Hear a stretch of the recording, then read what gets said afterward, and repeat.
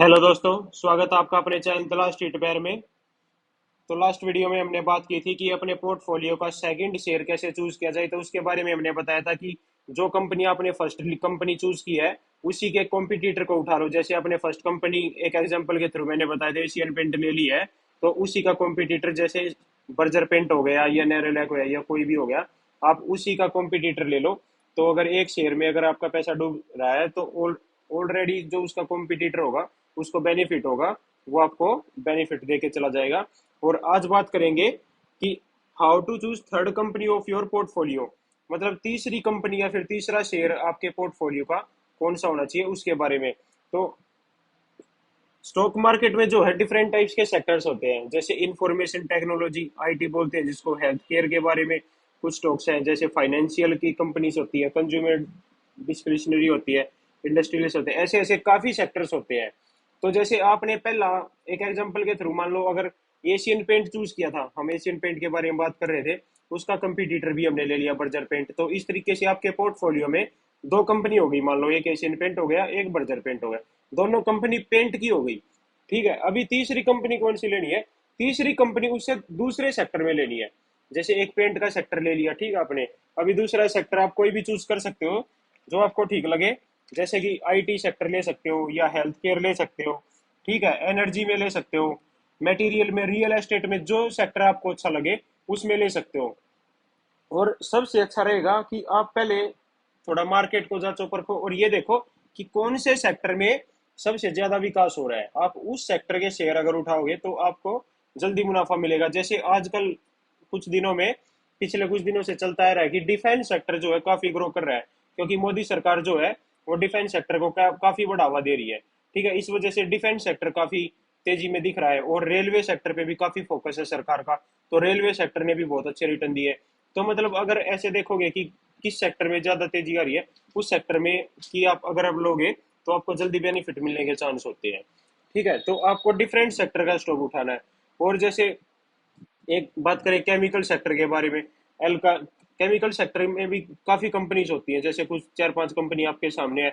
एल्का इलामाइंस हो गई, विनाती ऑर्गेनिक्स हो गई, अतुल लिमिटेड हो गई, नवीन फ्लोरिन हो गया, आर्थ इंडस्ट्रीज हो गई, ये कुछ कंपनी है। जैसे इनमें से आपको मैंने बताया था कैसे वही चूज करना है पहले, अगर आप नए हो तो इनमें से जो लार्ज कैप कंपनी है जिसका सबसे ज्यादा मार्केट कैपिटल है और जिसने सबसे अच्छे रिटर्न दिए हैं अभी तक, उसी कंपनी को चूज करना है।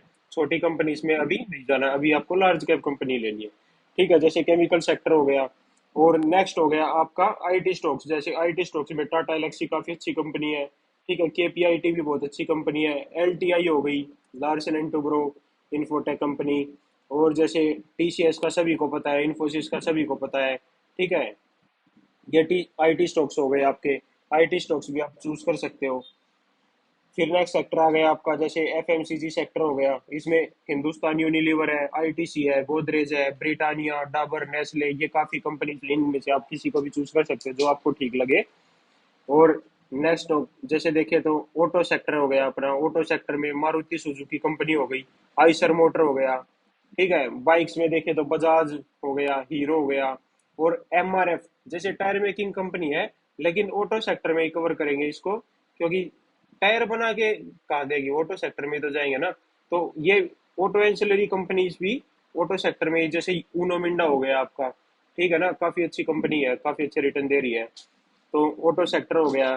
ठीक है, फिर जैसे फाइनेंशियल सेक्टर हो गया, फाइनेंस में आपका बजाज फाइनेंस आ गया, बजाज फिंसवे आ गया। और अब तो नई कंपनी आ गई है एक बहुत अच्छी, जियो फाइनेंस।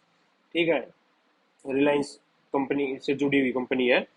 और नेक्स्ट सेक्टर देखे तो होटल स्टॉक्स हो गया, आईटीसी भी जैसे होटल्स में आती है। और जैसे ईज माई ट्रिप, वो भी होटल से रिलेटेड काम करती है। आईआरसीटीसी भी आजकल होटल से रिलेटेड काफी, मतलब अपने बढ़ोतरी कर रहा है, कैपेक्स कर रहा है। ठीक है, ऐसे ऐसे करके मतलब आपको डिफरेंट सेक्टर के स्टॉक्स अपने उसमें रखने अकाउंट, उसमें पोर्टफोलियो में।